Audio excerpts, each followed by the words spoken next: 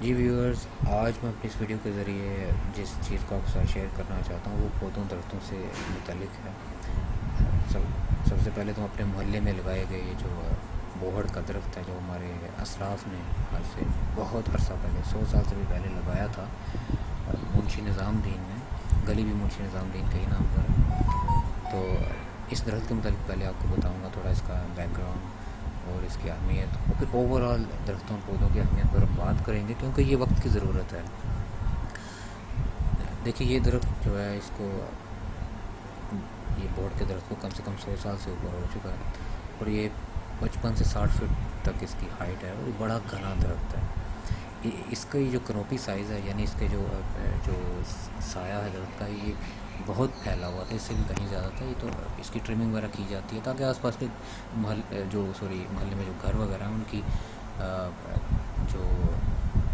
کھڑکیاں وغیرہ ان تک یہ ٹہنیاں پہنچ جاتی تھیں، تو اس وجہ سے ذرا کٹائی کی جاتی ہے، وہ کرنی بھی چاہیے، اچھا ہوتا ہے۔ تو بہرحال یہ درخت جو ہے وہ سینکڑوں پرندوں کا گھر ہے، درجنوں نواع اقسام کے پرندے یہاں نظر آتے ہیں، اور یہ معصوم بے زبان جاندار یہاں رہتے ہیں، اور جس نے یہ درخت لگایا یقیناً اس کو آج تک اس کا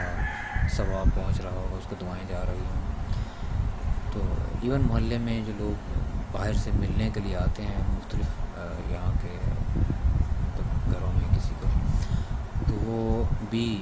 ویٹ کرنے کے لیے، دھوپ سے بچنے کے لیے یا بارش سے بچنے کے لیے اکثر اس درخت کے نیچے پناہ لیتے ہیں۔ تو یہ درخت، اس کا سایہ جو ہمیشہ سے ہمارے محلے کے لیے، یعنی جب سے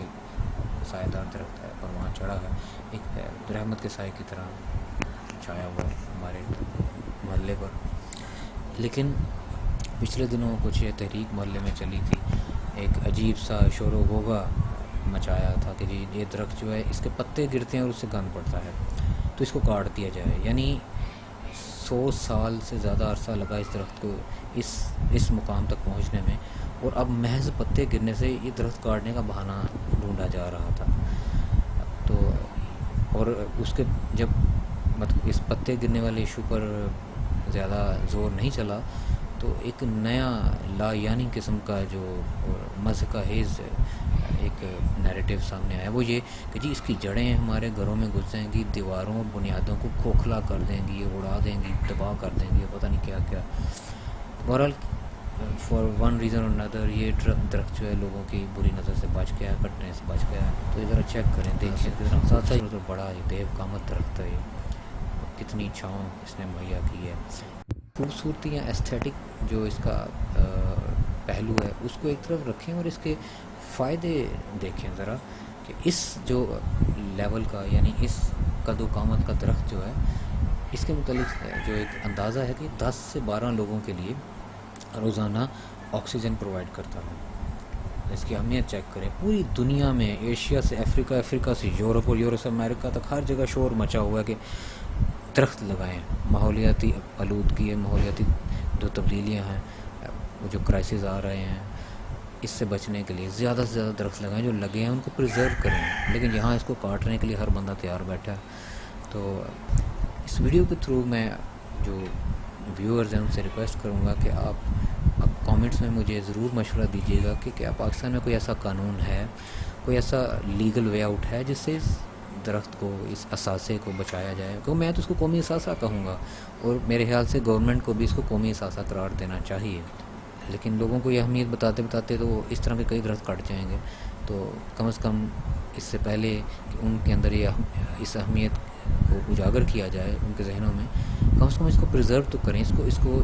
سرکاری سطح پر اس درخت سمیت اس طرح کے جتنے بھی سایہ دار پرانے قدیم بڑے